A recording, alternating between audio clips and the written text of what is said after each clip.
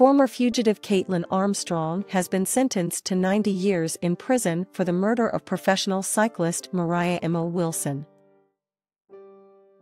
The decision was made by a Travis County panel consisting of 12 jurors and 2 alternates who found Armstrong guilty of first-degree murder. The panel deliberated for about 3 hours before recommending the prison term, which was accepted by Judge Brenda Kennedy.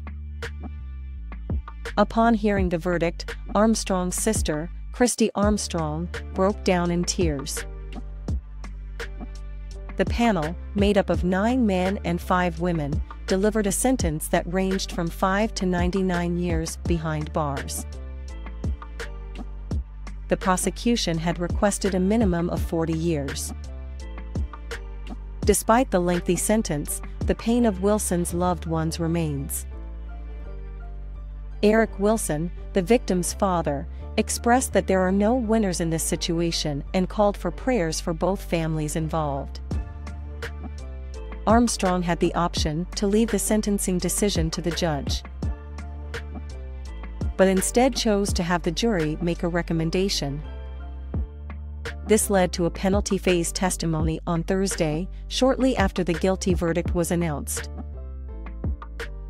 Caitlin Cash, a friend of Wilson who discovered her body, addressed the court and Armstrong after the jury's decision.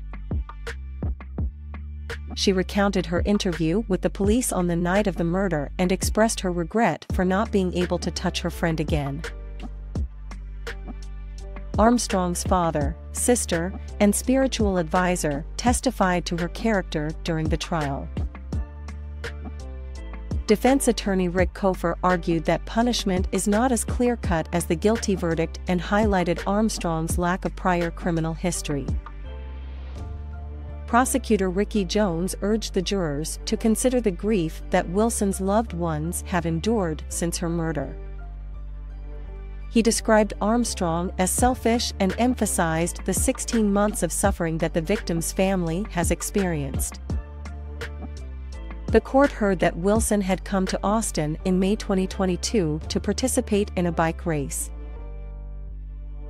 While in town, Armstrong's boyfriend and professional cyclist Colin Strickland, who had a brief relationship with Wilson, texted her to meet up. Wilson and Strickland spent time together before her murder, and Strickland lied to Armstrong about his whereabouts that evening.